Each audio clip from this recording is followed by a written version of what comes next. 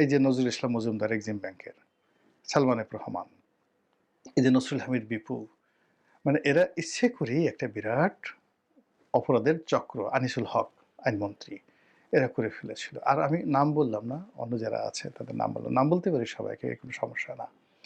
এই সকল দুষ্ট চক্র এখন গিয়ে দিল্লি, কলকাতা এবং বিশ্বের অন্যান্য দেশে তারা সেই সম্পদের পাহাড় যে গড়ে তুলছে, সেই পাহাড়ের উপর বসে বসে টিল নাও এখন পর্যন্ত শেখ হাসিনাকে ডুবাচ্ছে।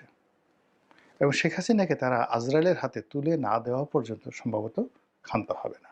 এরা যখন এসে আবার সেই সম্মুখ সারিতে এসে আওয়ামী লীগের পক্ষে কথা বলে, ন্যারেটিভ তৈরি করার চেষ্টা করে, মুহূর্তের মধ্যে প্রত্যেকটা মানুষ শেখ হাসিনা সম্পর্কে, আওয়ামী লীগ সম্পর্কে যতটুকু আগাবে ১০ হাত আগায় তো ১০০ হাত পিছনে চলে যায়।